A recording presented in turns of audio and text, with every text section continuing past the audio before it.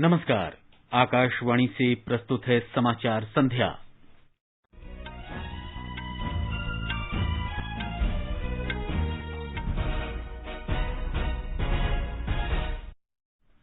प्रधानमंत्री नरेंद्र मोदी ने अग्रिम पंक्ति के कोविड कार्यकर्ताओं के लिए विशेष प्रशिक्षण कार्यक्रम का शुभारंभ किया। 2 से 3 महीने में 1 लाख कोविड योद्धाओं को 6 विशेष कोर्स में प्रशिक्षित किया जाएगा। प्रधानमंत्री ने कहा, सरकार सभी लोगों को मुफ्त कोविड टीका उपलब्ध कराने के लिए प्रतिबद्ध। सोमवार से टीकाकरण का विस्तार किया जाएगा।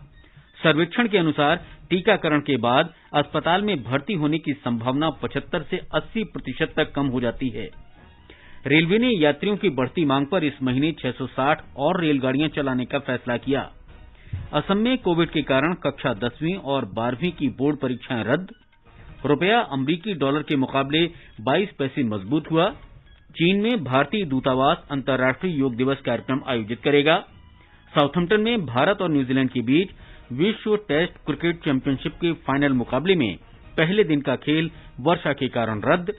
और यूरो कप फुटबॉल में नीदरलैंड्स ने ऑस्ट्रिया को 2-0 से हराकर अंतिम 16 में प्रवेश किया।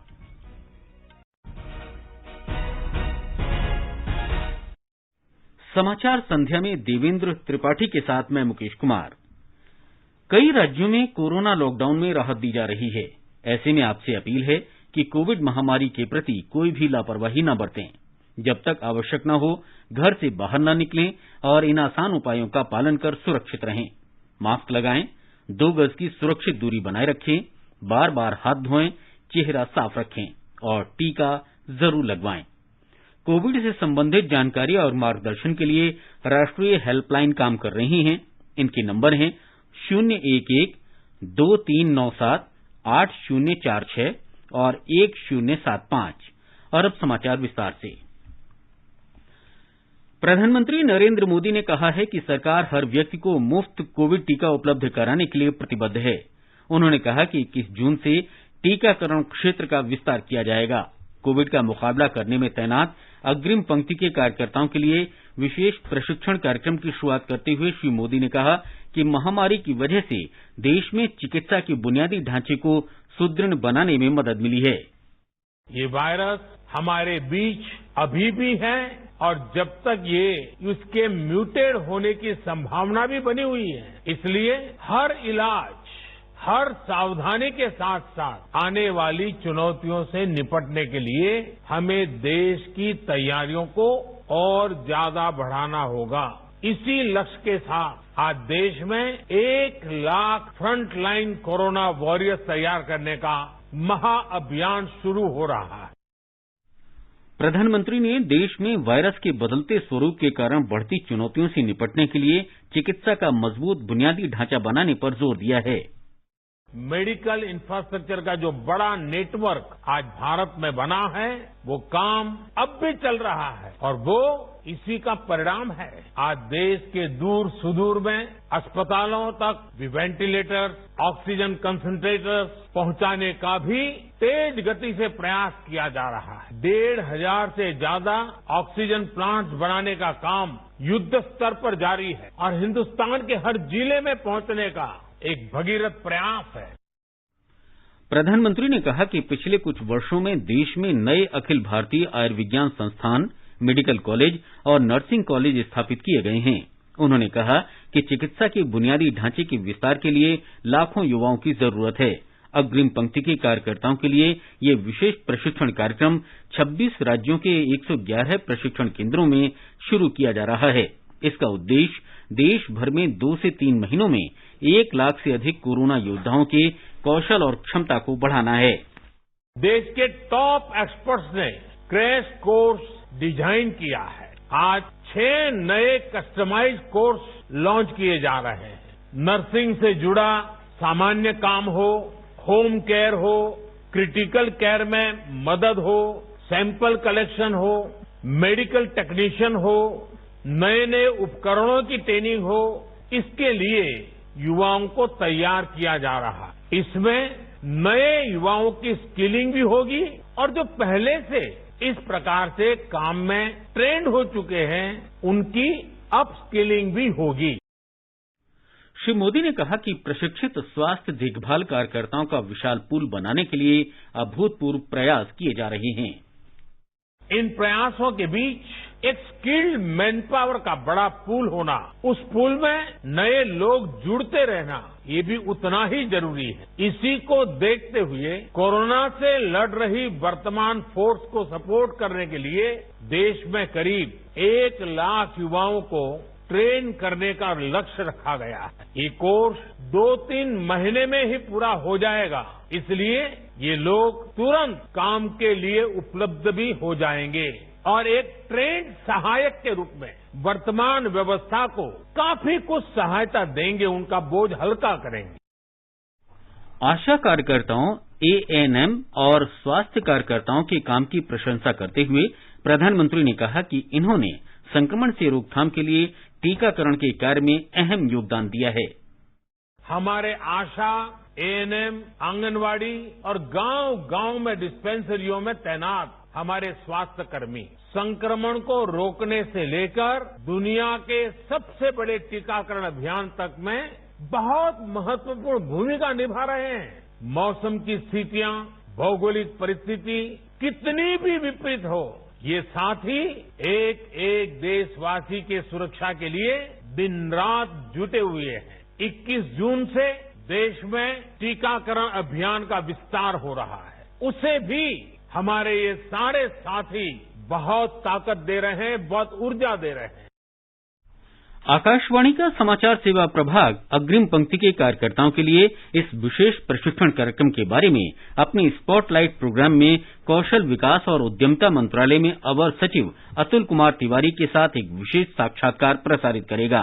साक्षात्कार में श्री तिवारी ने बताया कि इस प्रशिक्षण का मुख्य उद्देश्य अग्रिम पंक्ति के स्वास्थ्य कर्मियों को प्रशिक्षित करना है ताकि वे महामारी के संकट से बेहतर ढंग से निपट सकें।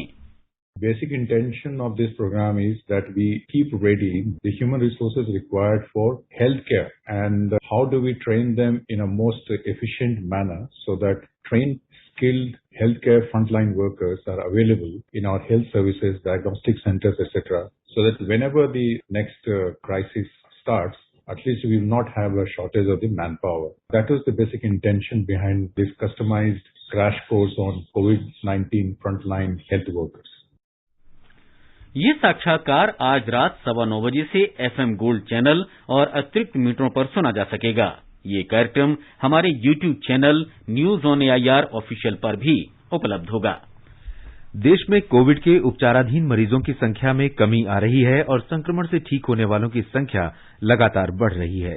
स्वास्थ्य मंत्रालय में संयुक्त सचिव लव अग्रवाल ने आज नई दिल्ली में बताया कि 7 मई को एक दिन में कोविड के करीब 4,14,000 नए मरीज सामने आए थे, लेकिन इसके बाद से इनमें लगातार कमी आ रही है।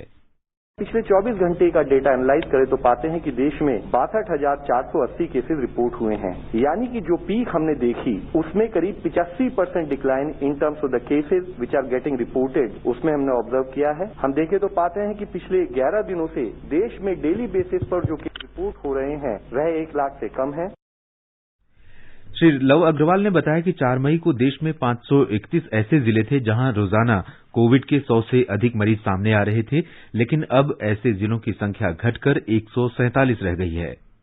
27 स्टेट ऐसी हैं जहां की अब 1000 से डेली केसेस उस गति से कम से आ रहे हैं। केसेस का ओवरऑल अगर हम वीकली बेसिस पर एनालाइज करें तो पाते हैं कि जहां देश में एक एवरेज वीकली केसेस के बेस पे 3,89,000 के करीब केसेस प्रतिरोध के औसत से आ रहे थे 1 से 7 मई के समय पर, वह अब घटते घटते 69,710 हो गए हैं।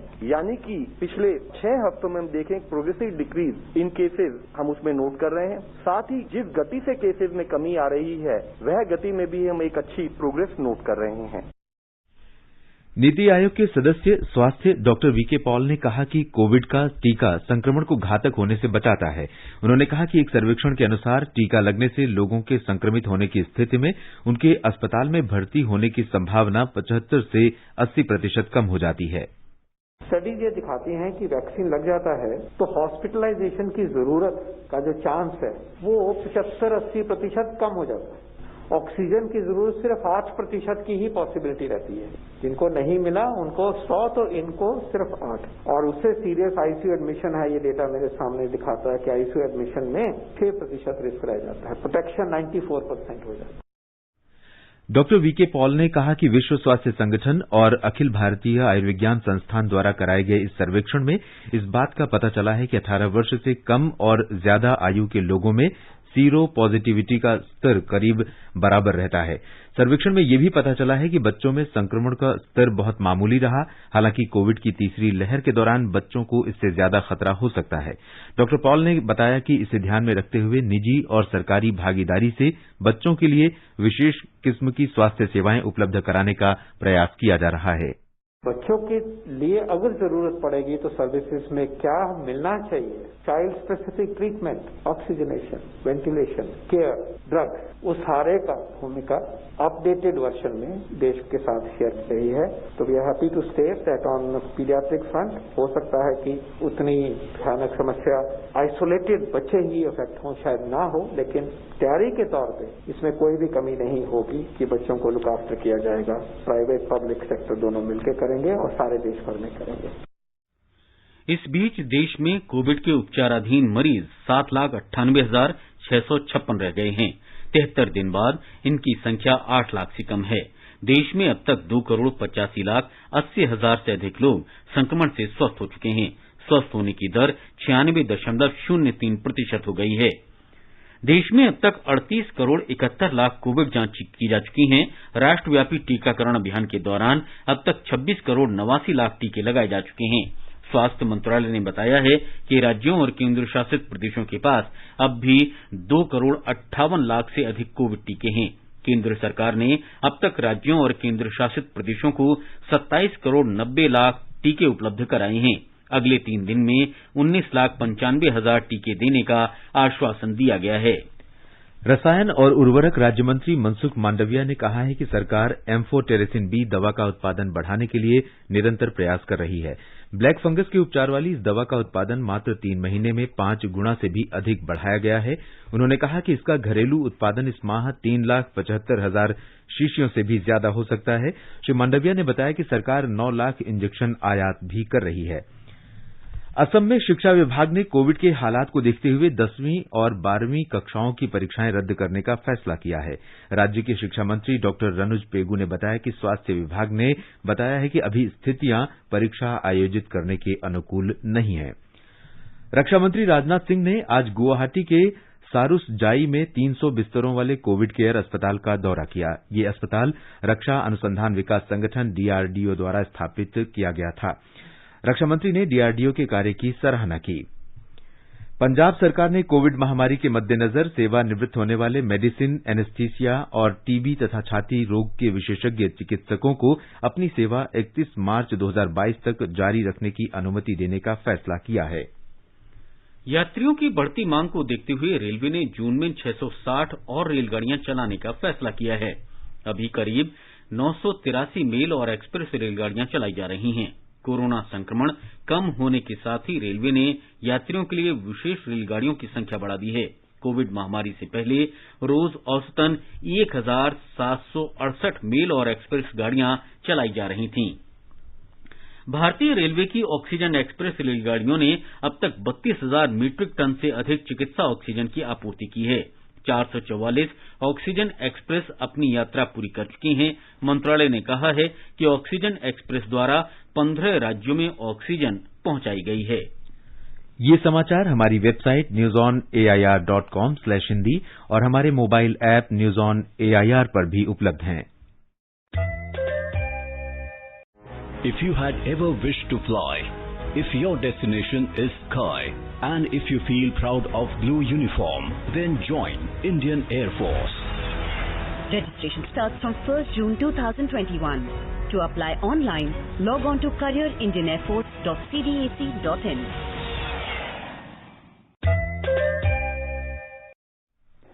समाचार संध्या में आपका फिर स्वागत है। आगे बढ़ने से पहले मुख्य समाचारों पर एक नजर।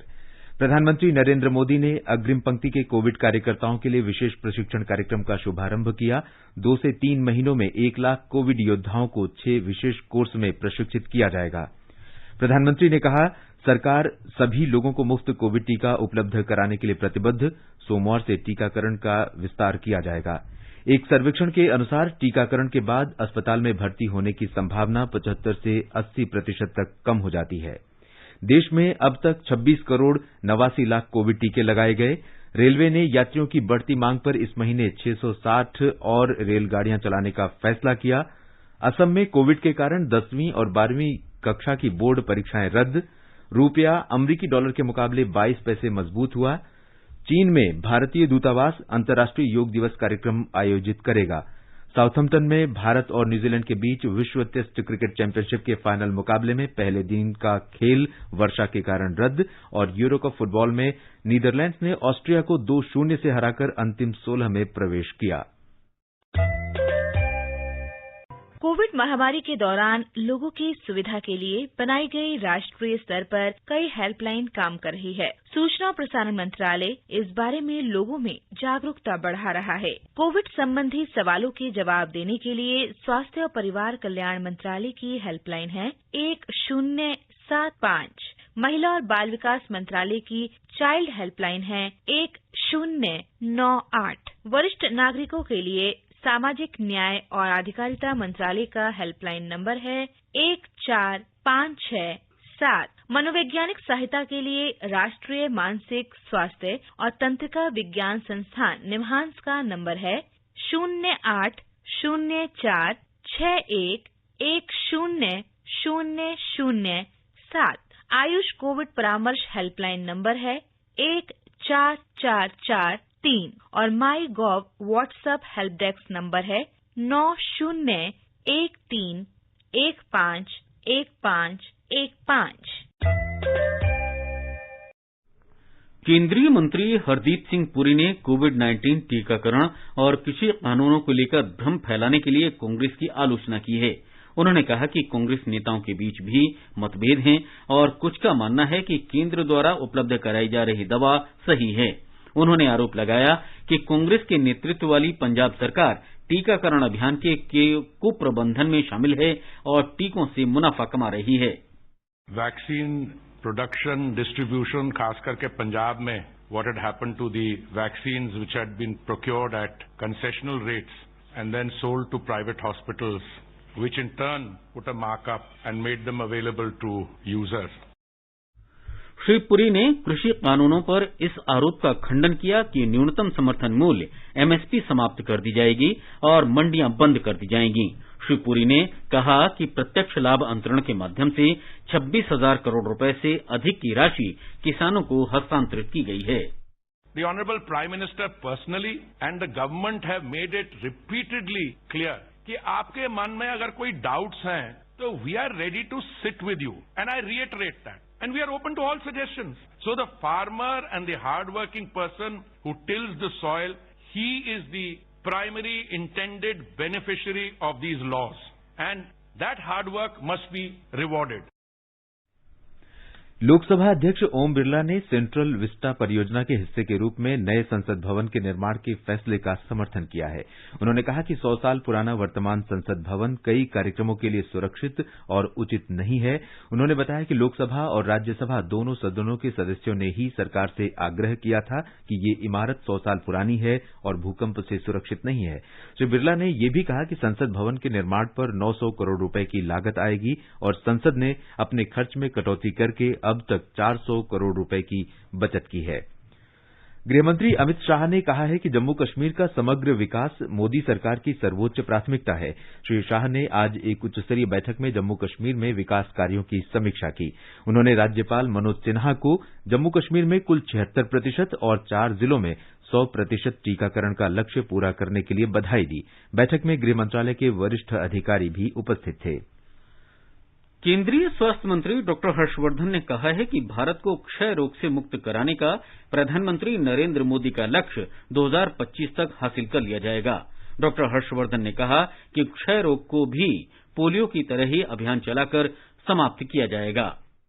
जिस प्रकार से भारत ने चेचक और पोलियो जैसी बीमारी को जड़ से समाप्त किया, उसी प्रकार से हम दुनिया के 2030 के लक्ष्य से 5 साल पहले अपने प्रधानमंत्री के आह्वान पर 2025 तक पूरे देश से टीबी जैसी बीमारी को भी एलिमिनेट करना चाहते हैं।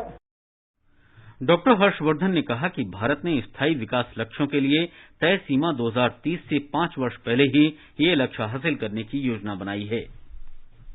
निर्वाचन आयोग ने आम चुनाव 2019 पर आधारित एक मानचित्रावली जारी की है। मुख्य निर्वाचन आयुक्त सुशील चंद्र के साथ चुनाव आयुक्त राजीव कुमार और अनूप चंद्र पांडे ने ये मानचित्रावली जारी की।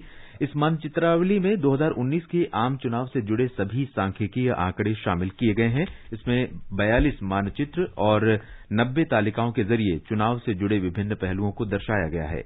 मानचित्रावली चुनाव से जुड़े रोचक तथ्यों, कानूनी प्रावधानों और उपाख्यानों के बारे में बताती है। ये मानचित्रावली एक सूचनाप्रद और व्याख्यात्मक दस्तावेज है जो भारतीय चुनाव प्रक्रिया से जुड़ी बारीकियों पर प्रकाश डालते हुए पाठकों को रुझानों और बदलावों के बारे में विश्लेषण करने का एक अवसर देती है। एक रिपोर्ट।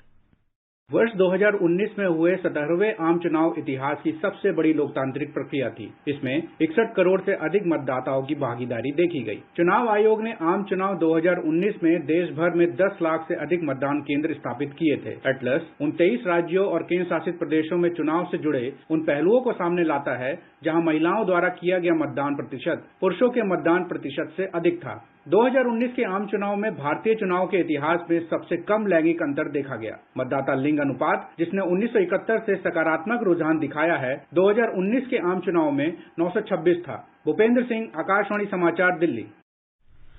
और अब आर्थिक जगत की खबरों के साथ मनोज पाठक।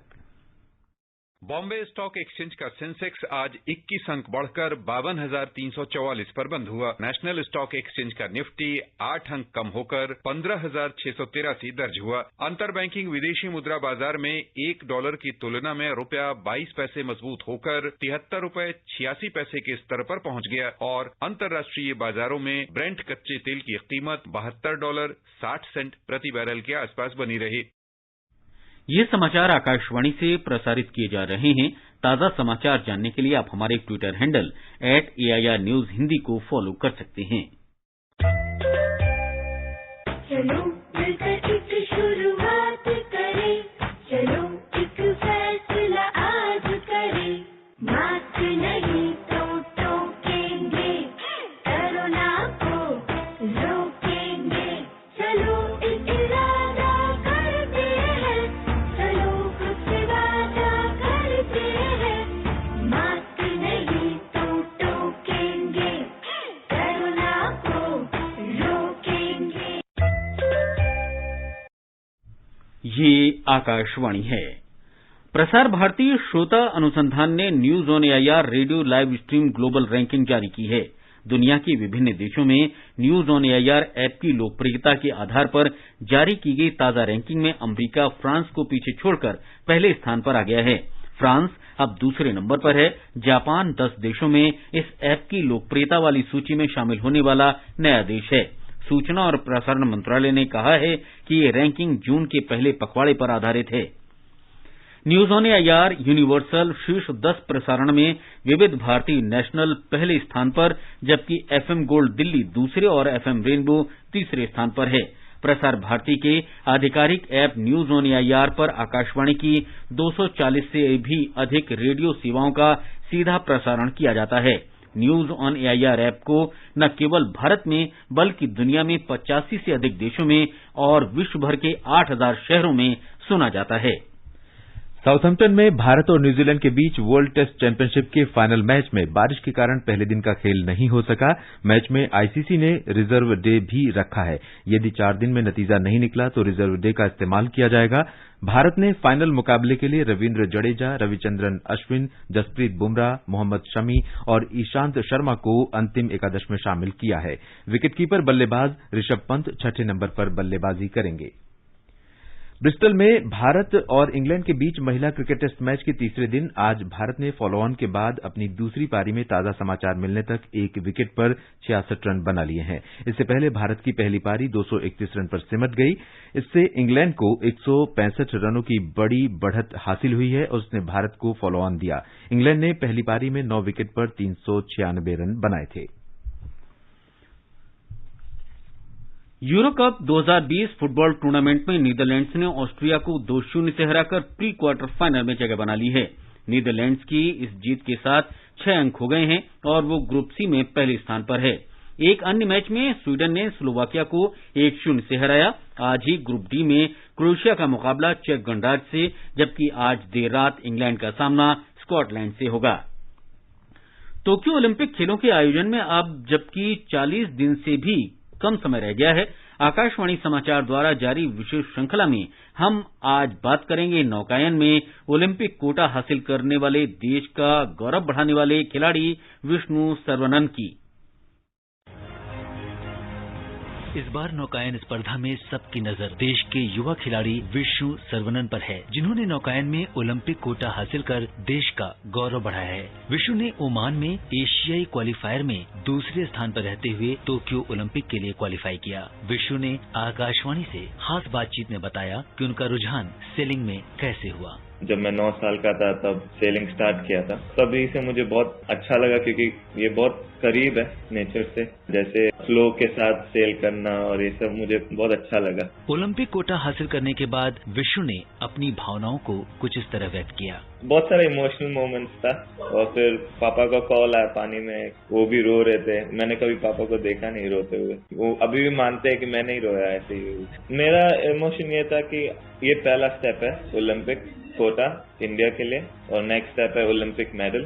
तो मेरे दिमाग में बस ये है कि जैसे मैंने क्रॉस किया फिनिशिंग लाइन की, अरे अभी नेक्स्ट ओलंपिक मेडल है, बस इतना ही दिमाग में था। विष्णु बताते हैं कि सरकार की टॉप स्कीम से उनके प्रशिक्षण में काफी मदद मिली। टॉप्स ने मुझे इन्विटेशन भेजा तो मैं उनके स्कीम में था और they help me these 3 months till Tokyo and I am here because of them and I am just giving them results. फिलहाल विष्णु माल्टा में ओलंपिक के लिए कड़ा प्रशिक्षण कर रहे हैं। So we chose this venue Malta and I've been training here since the Olympic cycle 2018.